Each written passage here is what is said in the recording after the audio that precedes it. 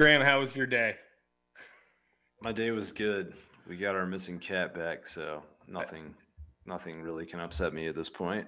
He was gone for 6 days. He was 10 miles from home at the National Monument, apparently touring Aztec ruins with strangers. So shout out to the kind rangers at the Aztec Ruins National Monument for returning our cat. All right, we've been all over the Twitter today, and we're going to talk a little bit about what we got into today. I wrote something on Dog Sports concerning me about the offensive efficiency, and I flat out called us out for not being elite. And before we get into it, this FTMF hat, we always do this at the end when you guys tune us out. This game worn FTMF hat will be available on dogstats.com at the end of this show. We do have them on.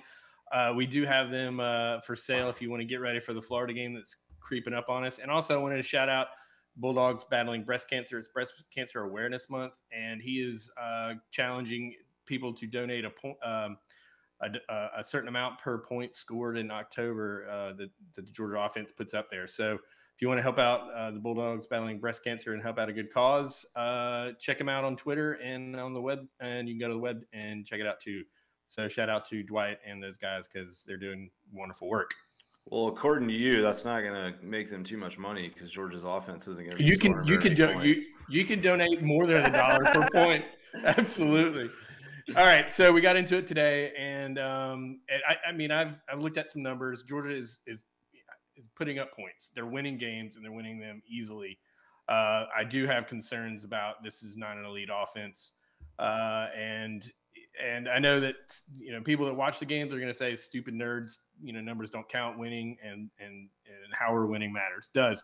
So with that, I'm going to open the floor to you, Graham, and tell me. Well, no, you give us a little bit of a summation of your article from today and kind of what you're seeing in the stats that gives you cause for concern before I get my side of it. So last year, first off, the whole thing starts with. This is not the offense that we thought, and that's not anybody's fault. JT's not healthy. Our wide receivers aren't healthy. This is not the offense that we thought that was going to be record-setting and returning 90% of offensive production. We've got Stetson Bennett heading the quarterback until the foreseeable future, and my point is we saw what Stetson had. We all criticized that Monken couldn't call the plays and the whole playbook was not open to Monken and the offense because of the limitations at the quarterback play. And I know, and you've said many times that walk-ons get better too, and I know that to be the case, but I think we have a lower ceiling. I don't think you would argue that the ceiling is lower offensively with Stetson playing and not is that you or me? That's okay, you're good. So with that, I've got don't want to do that.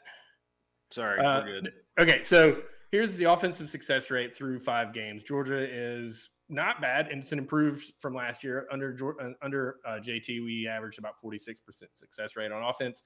We're above that now at 49%, but still top third, middle third of the SEC. But look at this total EPA. This is, and and in that story I linked it. So if you want to go back and watch a YouTube explanation on what EPA does and what total EPA does, you can see it in 2 drives from the Alabama-Georgia game last year, how it's 2 scoring drives, both put up 6 points on the scoreboard, but Georgia's total EPA for the drives was 4.8 and Alabama's was right at 6 points, 6.0 or whatever it was. And that just tells you how efficient that offense is. There weren't a lot of third downs. There weren't a lot of negative plays. And Georgia is significantly lagging behind what you would call, some of the lead offenses in recent years. Ole Miss, Alabama, Auburn, Missouri, Tennessee, and Florida are all ahead of Georgia in that stat. And Ole Miss has played 1 fewer game than Georgia, I would add. Now, it's, a football team is both sides of the ball, and everyone, and I don't think anyone saw me arguing against how awesome Georgia is on defense, and that's what I'm saying. I don't think that defensive production is sustainable through this fall. They are pretty much healthy, especially when Tyke gets back. So I have issues with just expecting a 3.6 yards per play and a 25% success rate or 28% success rate allowed on defense. One more little graph. This is in the story too. Check it out on dogsports.com if you want to see these more detailed. But this is offensive explosiveness, right? This is how good your successful plays are. Georgia ranked first in the SEC last year with Stetson Bennett and with JT at 1.2 something last year. And Georgia's 13th in this metric this year and at 1.08. And Mississippi State there is below us, but they have a 52% success rate on offense and Georgia's 49%. On this other side, you've got this is average starting field position. Georgia is second in the league in average starting position, starting at the opponent's 31.5, but only getting 4.4 yards per opportunity on those drives. So they're getting shorter fields, but they're not putting up points. And you saw that in the Arkansas game that we settled for field goals sometimes when you'd like to see an efficient offense punch it in. That's a full point behind Alabama. That's behind Auburn. That's behind Tennessee. We're getting a lot of opportunities because Georgia's shutting out a lot. So that makes, these are points per opportunity. So Georgia is actually getting more opportunities because of that elite defense. Okay. With that, Graham, did I get all my points in? I think so. Yeah. Okay. So, the first thing I would say is that I don't think anyone's sitting here trying to argue that Stetson Bennett is the guy to take Georgia to a national title. This season, in my opinion, and I think in most people's opinion, has always hinged on JT Daniels being healthy, right? He's not healthy right now, but we're not doctors, so we're not going to get into whether or not he's, everything that's been reported is that he needs a few weeks of rest. So you've got Stetson Bennett for the next few weeks, right? So, I think what I would say about your kind of spiel there, your stats, defensive success rate, Georgia has given up, like 25%, like you said. When I look at offensive success rate among teams in the AP top 25, and this is from True Media Sports, which is who CBS Sports uses. So they probably filter garbage time differently than you do, or whoever's running numbers that you're pulling. But the only teams ahead of Georgia in offensive success rate in the top 25 are Coastal Carolina and Oklahoma. So I'm sitting here and I'm like, well, that seems good, right? If you look at offensive efficiency ratings, Georgia's number 4 in the country behind, who was it? Ohio State, Michigan, and Ohio State, Alabama, and Coastal Carolina. And they're just a slight bit behind Alabama and Ohio State, who are tied for second. Coastal Carolina, I'm not going to really address because they play G5 teams every week. I guess my point is, I think from a scheduling standpoint, Georgia has played better defenses than I think a lot of people give them credit for. We know that Clemson defense was good. They're a very good defense, but I think South Carolina's defense is better than a lot of people want to give them credit for. They're the 12th ranked passing defense in the entire NCAA. To that point, JT played really well against that defense, and that JT game. I believe in the Todd Monk and JT offense. I do. Well, I think what I would say is these numbers were better when we looked at them a week ago, and then we went into the Arkansas game last week, and you saw Georgia not try to throw the ball vertically, not try to do really anything but shove it down Arkansas's throat over and over. And I would say any offensive coordinator that is able to get 5.5 yards a pop on the ground every single time, which is what Georgia averaged in that game. I got I had it at 4.9, 56 carries and 273 yards is 4.9. I had 5.5 on the inside zone and inside power. So that's okay. My mistake. But anyways, point is, on the ground, let's call it 5 yards. If you're getting 5 yards every down, you're getting a first down every 2 plays. You're not going to move away from that. And you go up 21-0 in a football game. I think Georgia threw 3 passes after the first 2 offensive drives and the blocked punt on special teams. Why? Because Arkansas set in a 3-man front with an 8-man secondary, and Georgia ran the ball. And if Arkansas was going to shift and come down and bring guys into the box, and create matchups downfield, then you pass the ball downfield. But the thing that I appreciate about Todd Monken is he seems to be fairly divorced from having a system and, having kind of an ego-driven thing that's connected to this is how we play offense and this is how we do it. And I think that these stats that we're looking at and talking about, and maybe from your angle, I think you're lacking a lot of game context just because Georgia dominated at the line of scrimmage in that game. And if you're doing that and you don't have to put the ball in the air, then you don't put the ball in the air. If you want to play UAB, who is going to sit 6 and 7 guys in the box and leave Arian Smith in man coverage and Jermaine Burton in man coverage on the outside, then you go and throw the ball downfield and exploit that, which we saw Stetson Bennett do a very good job of. But that's my biggest issue with this is like, I would say your offensive stats probably after the first quarter, if not first quarter and a half, basically Georgia went into garbage time mode and went to kill the clock.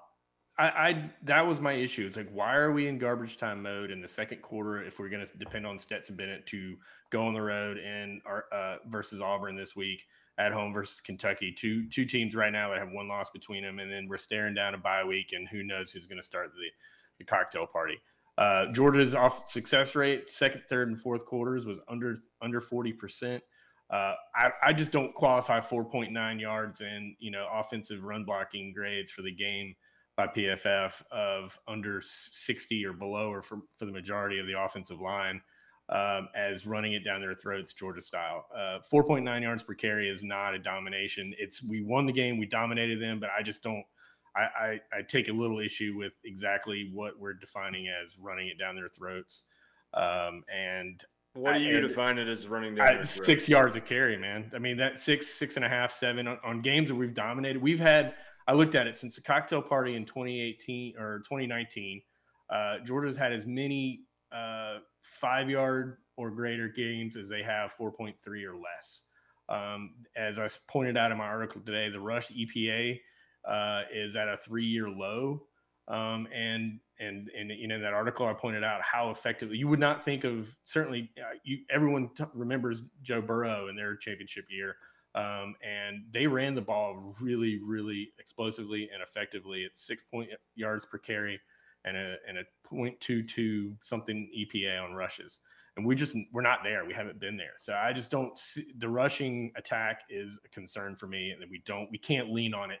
Georgia's 2017 season was incredibly powerful running game. 2018 was the same, but we're just not getting it this year. Hold on. Georgia played the second highest ranked behind Georgia defense in college football against the run.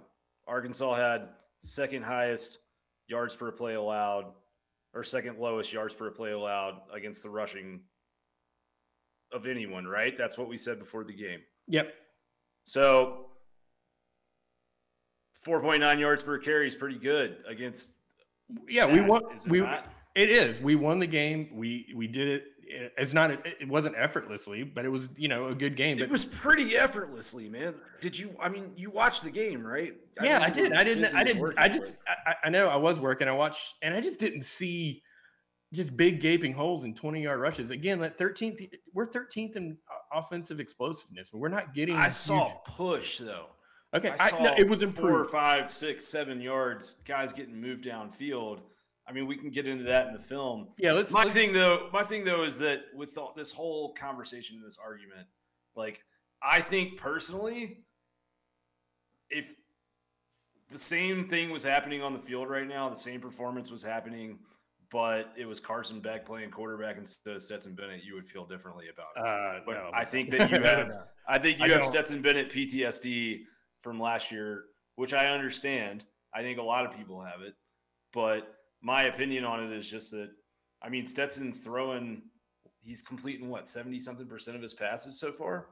I mean, like, I just think in football, and I think if, when you play football, like, if you are dominating someone up front the way that Georgia did on both sides of the ball, like, you're right. Maybe there's a rainy day coming down the road. You made the comment of if Stetson's going to be the starter, why not, I guess get him some work is what you're saying. And yeah, let's open the playbook. We're going to need the playbook. Well, right. But like, why burn all these plays on the tape when you got to go on the road to Auburn and you got Kentucky coming into town if you don't have to. I mean, I think that's my thing. Like, if you watch what Todd Monken's done this year, whether it was UAB or Vanderbilt or South Carolina or now the Arkansas game, first 3 or 4 drives of the game, or 2 or 3, depending on what's going on the defense, like, it's pretty wide open. There's downfield passing happening. There's stuff going on.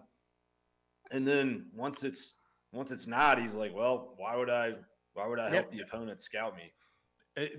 That's a totally valid argument. We've talked about it, and we keep talking about all these plays. So is there anything else you want to do before we get into it? I mean, I think we can wrap it up too at the end. We can go back to this. I just want I would just say, the thing that I would say is, like, offensive efficiency is a very good way to, efficiency ratings are a really good way to take into consideration what game state things are in when certain plays are happening. And seeing Georgia ranked 4th there, I think, is a very good sign and tells me you shouldn't be super worried if you're a Georgia fan about this offense. This is the most this offense. I'm telling you right now, I don't care what the numbers say about 2017 or whatever. This is the most well-rounded Georgia offense that we have seen in Kirby Smart's tenure by a wide range. That's just what the game tape and what I'm seeing on the field says to me. So, and I mean, that's just my opinion, right? I don't have any metric to back that up with, but that's just how I feel about it. I think what we've talked about is this is the most complete team that Georgia's had on paper. We just need to get them healthy. The biggest thing I agree with that. Totally. I just don't think that we can just assume that Stetson's going to get us to the cocktail party without just getting the shit scared out of us, to be honest. So we're going to talk about the Auburn game coming up, and we can continue this. We want to get to some plays. So Graham, all right, we'll get into the plays. We'll get into the plays. Okay.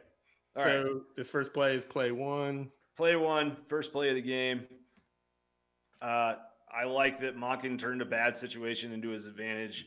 First play of the game, you put Stetson Bennett on the edge with the keeper, and I screamed for James Coley to do this throughout the entire year of 2019. When I did my Coffee vs. Coley video game project during COVID, the first play I ever ran was a keeper with Jake Fromm.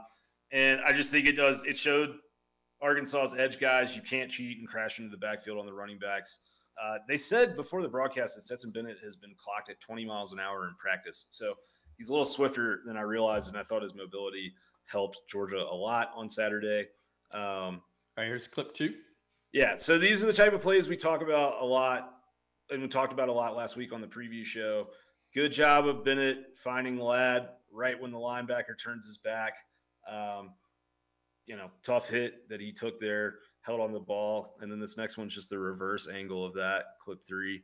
But you see the linebacker right there, number 1, turn his head, and Bennett fits it in there behind him. So good job kind of working that zone, that drop 8. It's dangerous to throw into, especially over the middle. Clip 10. Yep. So we talked about Georgia working the outside edges of this Arkansas defense. I thought they did that really well on Saturday. You saw them hit it often on the first drive. This was the 4th outside run of that opening drive. Good job by Jermaine Burton there as well.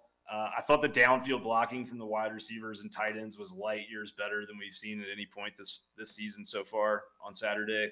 Right here, we got 3rd and 1 down by the goal line. This is grown man football right here. So Brock Bowers comes across and gets a really good seal there for Zamir. And then look at Fitzpatrick. He drives that right defensive end all the way across the formation and past the hole.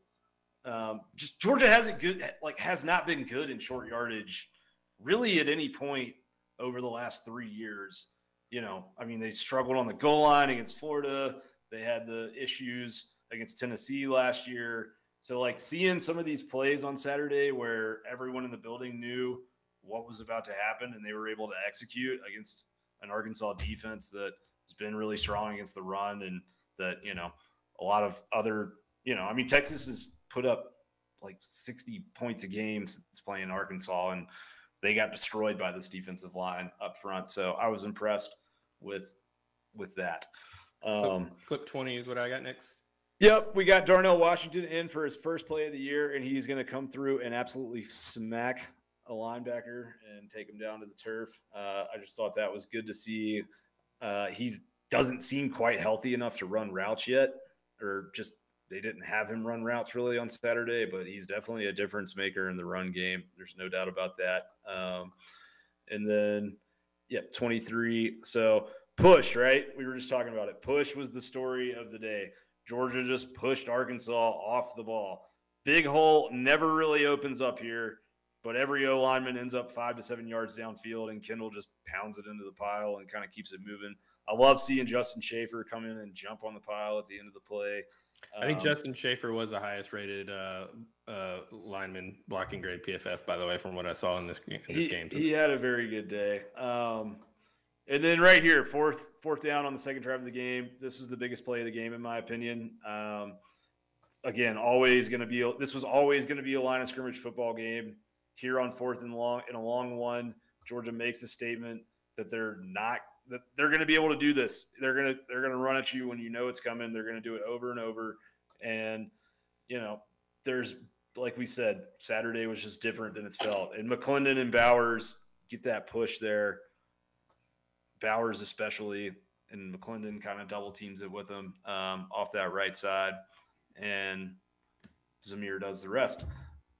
And then, going to 28. So, we talked about getting McIntosh and Cooked matched up on Arkansas's linebackers. We particularly talked about Hunter Henry not being very good in the pass game. And here we've got James Cook matched up on Henry. Todd Monken finds the matchup he wants. Good throw by Stetson. And then I think 30 should be, I think, the reverse angle of this. So, you see Mitchell run off that DB, and it creates a matchup. And Georgia kind of tried to do a wheel route action again later in the game, and it didn't work because that zone behaved differently. It's just a tricky defense, man. I mean, like, watching back, throwing into that defense is odd. Probably the favorite play of everyone from the day. Jalen Carter takes 3 dudes, dominoes them. Oh, beautiful job slowing that down. Love the effect there. Dude. I mean, that was crazy. Like, he literally knocked 3 guys into each other like bowling. I like you said, I was working on Saturday, but I had somebody, actually one of the Chapel Bell Curve guys, Gordon, text me and said, check on Graham. You sent me you said something, somebody was talking about it, but it was beautiful. Okay, so here, Brock Bowers is a really complete tight end, man. He was just killing it with these down blocks all day. You see he's lined up at the bottom of the formation, and he just creates a seal there and, moves the guys out of the way. I thought he did a good job. You saw him do that over and over and over. Really beautiful stuff. Here, we've got a good explosive run. These downfield blocks were beautiful. Broderick Jones does a great job getting that seal at left tackle. And then you see Fitzpatrick and Mitchell out in front. Mitchell could have held onto that block a little bit better. Cook cuts that outside. Maybe that goes to the house. But, man, every time James Cook has touched the ball this year, good things have happened. I think he may warrant a higher usage rate. I know that I say this a lot about different players because it changes, but I think he's averaging 8.7 yards a carry right now. I love every time he touches the ball. I'm not sure that just because he's getting those plays, not that he doesn't warrant it, but he's at a good usage rate. I don't want to, overuse him or make it predictable or whatever, but he's exciting to watch for sure. He's a hell of a weapon. Yeah, I'd like to see him used more in the pass game a little bit, which I think we will if we see Georgia actually get into a competitive game. This was incredible vision by Zamir, right? So the left side collapses down just like we saw on the Cook play. And so Arkansas's linebackers are going to come around that right side to fill. And Zamir sees that happening. And so he slips between Van Pran and Darnell into a crease that really isn't there and shouldn't exist. and just turns a 2-yard gain into a 12-yard gain with some vision and balance and getting low behind his pads. And then, this ball is either late by Stetson or this is a misread by Bowers. I kind of think Bowers should have set down earlier on that throw. He runs himself sort of into the coverage, but you saw that 17 kind of shoot back there, and that was, McIntosh was out there on a wheel. I think it was McIntosh. No, it wasn't. I'm sorry, that was Burton. But he basically leaves the man up there closer to the line of scrimmage and drops back. Probably a bad decision by Stetson. I'm not sure if that was more on Stetson or Bowers, but either way, it was kind of the only near turnover of the day. And then once we hit the second half, man, I mean, it's like we were talking about a second ago, like Georgia just went into full lean on Arkansas mode. And I thought this was beautiful by Warren Erickson. He comes off the line and fires off and just gets onto his man, gets on his opponent's outside shoulder and drives him back 5 yards across. I'm sorry, I was showing that whole drive there. Back on 72H now. Oh, all right. So great stuff by Van Pran and McClendon here. Warren got downfield. I like seeing Jamari 10 yards downfield, getting on linebackers too. This offensive line is starting to figure out this Mock and Luke system, and it's been kind of a tough year and a half or so of transition with COVID and no spring ball. But these guys are, Monken and Luke want these guys getting downfield and getting to the second level, and they're starting to do that with regularity, and they're starting to make better decisions when they get there. I saw the blocking grades from PFF. I mean, I get it. I don't know enough about how they're creating those blocking grades, but there's not an offensive line coach or a head coach or a coach at all out there that's going to tell you an offense that ran it 56 times at 5 yards a clip had a bad day. There's just not. I mean, like, those guys had a phenomenal day. There was so much stuff that was improved that we haven't seen all year long. And they were just, I mean, A, from an execution and finding who they're supposed to block standpoint, but B, just from a physicality standpoint, there was a different mentality about them. All right. You want to get on to 83? We got to 83.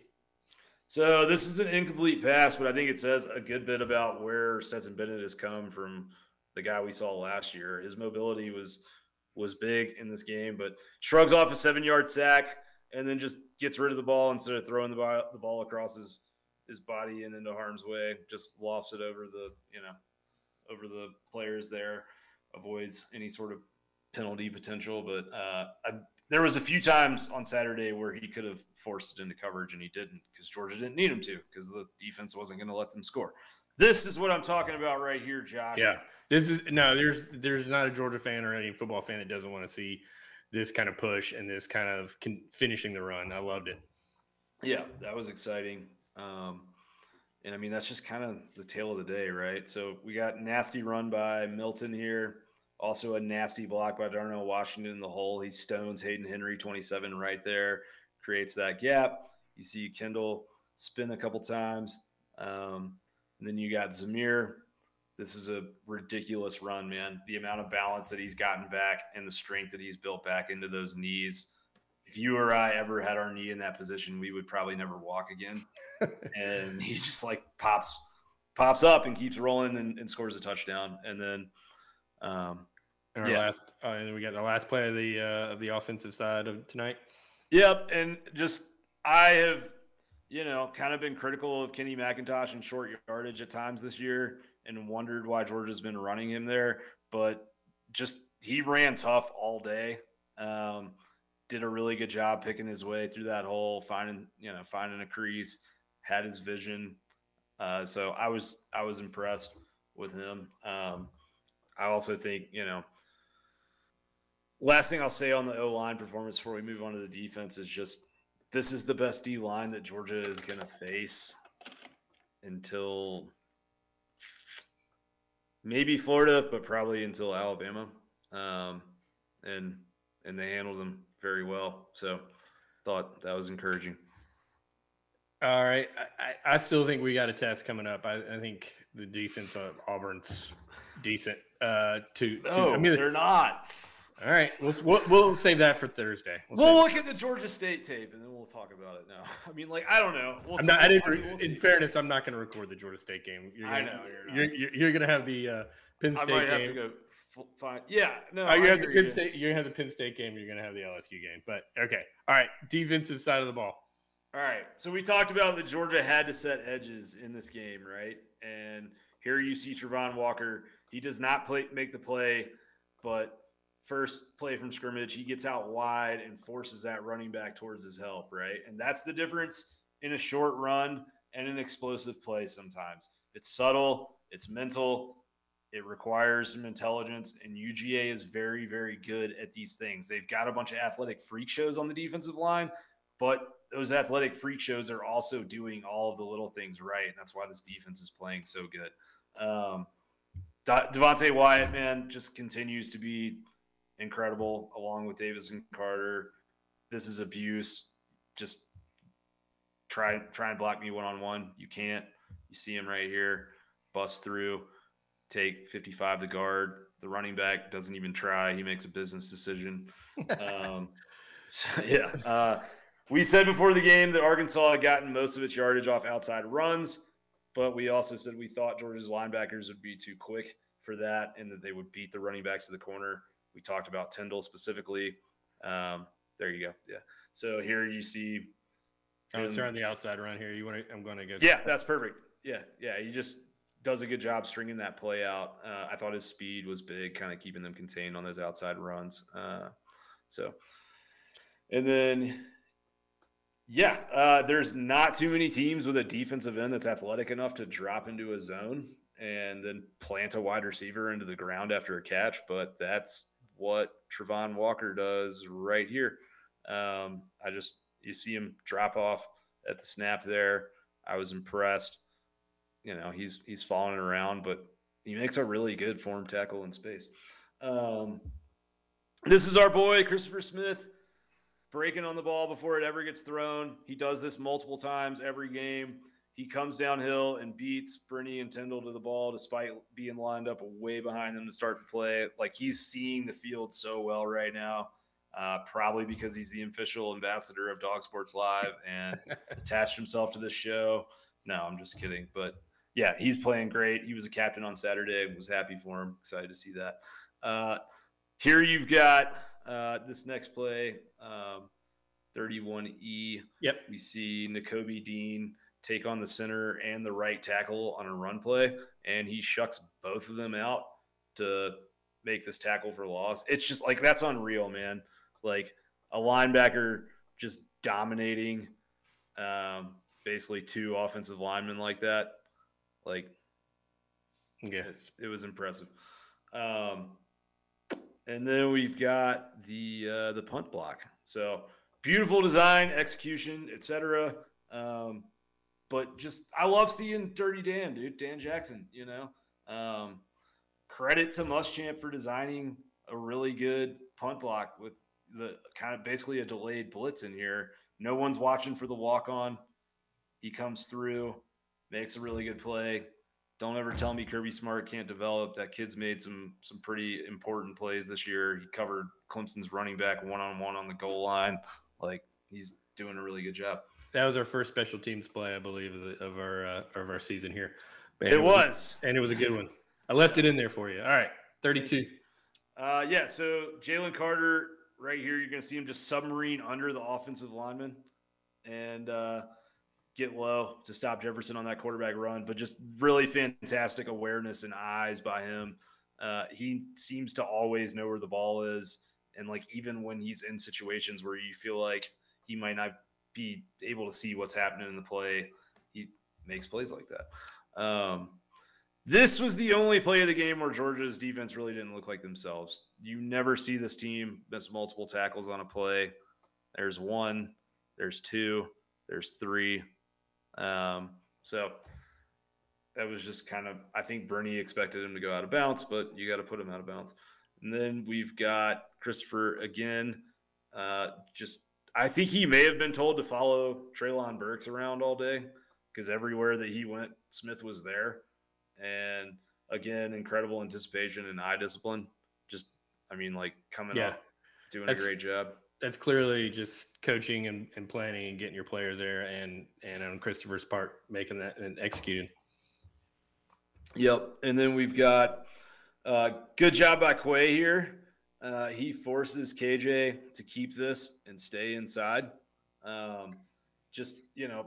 99, Jordan Davis obviously gets off his blocker and makes that tackle low on Jefferson, but all these little zone reads are designed for one of these linebackers to crash and then, to go in the wrong direction, and did a good job with his eye discipline, staying there and forcing that play inside. And then, perfect job defending that zone read here by Walker. He doesn't crash early, forces Jefferson to make the handoff, and then comes and makes the tackle right there, 44. Again, it's designed to put him into conflict and force him to make a choice, and he just doesn't play into their hands, and he doesn't make a choice until it's the choice that he wants to make. So great patience. Darion Kendrick, man, what was the reputation all summer? This dude doesn't tackle. He's not that hard-nosed, doesn't have that much want to. That was what, Clemson fans kind of said about him. That guy is – there were some things on tape that were concerning with him and his tackling ability, but, that dude has been very, very willing to come up and help in the run game. And here you see him make a great read, come in, make a big tackle for the loss. Here's that sky cam there. Yep. Yeah, it's a pretty angle. Then you're going to see this next play 100 times, maybe 1,000 times between now and the NFL draft. And this is Jordan Davis shooting a gap and then chasing a running back who runs a 4.4 or a 4.5 down from behind. And that should not be possible from a laws of physics standpoint, but it is. And he does it. And it's crazy. There's no way he should exist, but he does, and he plays for Georgia, and we should be very happy about that. And then Brenny, this was a beautiful play, man. He's been insanely good in coverage this season, but we talked about how Arkansas does a lot of work on the sidelines with comeback routes and Jefferson rolling out. Brenny watched film last week, man. He knew what was coming. It's hard for a DB to not get out of position in that situation, and he was able to stay in the right spot and get between his man and the ball. Just that guy has been unreal. And then last play, look at Lewisine, keep his eyes on the backfield here, and then close on the wide receiver, make a nice play on a 50-50 ball in coverage. I thought the story of this defense continues to be the defensive line and the linebackers and how good that front seven is. And that's for good reason. That should have been the last clip, I think. Okay, I got 92 on here, but it's a good play. Yeah, we're chasing. Oh, right. Interesting. All right, doesn't matter. No, you're good. But yeah, just what I would say is, we keep talking about that front seven, and for good reason, because they're making all these havoc plays. But the reason we keep seeing these sacks and all this other stuff going on is because, Josh, I don't think we have a picture right now. We do. You don't have it on there. It's okay, no worries. I'm trying to save some bandwidth. Sorry. All good. But yeah, just, it's because we're getting such good coverage on the back end. There's some sacks where you see Nakobe Dean or Nolan or whoever it is, come off the jump and just get into the backfield, and it's a done deal quick. But there's also a lot of sacks this defense gets where the quarterback has the ball for 4 and 5 seconds, and those are coverage sacks. And I think, there was some questions obviously about the secondary coming into the season. A lot of those got answered against Clemson, but they continue to improve. They continue to look good. Burks is the best wide receiver this defense is going to face, I think, all season, all regular season, until they see Jamison Williams, right, and against Alabama. So they did a very good job with him, and just kept him making plays. I was reading a tweet, response that our friend Brent Rollins put out there and talked about, all the sacks and all the pressures and stuff. And that's a lot of the sacks of coming with quarterbacks having greater than 3 seconds to throw. And that tells you those are coverage plays. That means the guys are covered up and there's not windows and they're not guys open and they're having to hold the ball an extra half a second. And that can be a pressure, a sack, or a tackle for loss. So it's a complete defense. And Totally. as much as the offense is sort of kind of still trying to find I'm not saying identity, but trying to get healthy and get guys on the offensive line where they want to be and where we're best suited. And our wide receiver skill position players are getting healthy and stuff. The defense is peak, and it's exciting as hell to watch. And just because I'm ragging on the offense does not mean that I do not appreciate the defense and how awesome it is to watch and how elite, absolutely elite it is. So did you see Kirby's comments today about health of some skill players? Yeah, he said that Darnell and Tyke are the closest to being 100%. Tyke a little bit more than Darnell. So that's just defense getting even deeper and healthier. And it sounds like Darnell's close. He said that he expects Rosemy to play this weekend and that Blaylock and Arian could be back as well. So that would be good. I'm excited for the Auburn preview because we can argue about this some more, or debate. Debate's a nice word for argue. But yeah, I mean, I think it'll be interesting to see what the tape says. I have an opinion of Auburn from watching them a few games this season so far, but we'll see. We'll see what the film says, and we'll go from there on Thursday. Yeah, I mean, we all watched the LSU game and saw some of the plays that Bo Nix got away with, and there's no other way to describe them other than getting away with them. I'm excited for Tyler Fromm getting loose downfield. I don't think is going to happen on against like Lewis Cine. I agree. I'll just say I'm on the under. I just think it's going to be it's a 44-point game. So I know we'll get into our picks with our odds jams, picks of the week, and with our sponsor, Alex from Odds Jam. So, all right. Anything else before you want to wrap it up, Graham? No. Yeah, we'll get into it on Thursday, and I'm sure this will kind of probably reheat some of this conversation about the offense and how competent they are or are not. But I think if you're a Georgia fan, and I'm speaking to myself and everyone also kind of speaking to you a little bit, is just like, let's not borrow trouble.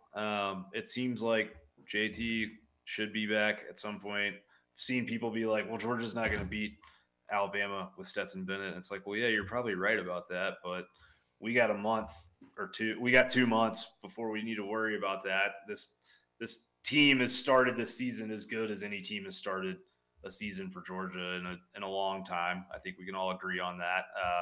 Outscoring your opponents 91-0 in the first quarter over a 4-game stretch is pretty dominant. So I think enjoy this group, especially this defensive group.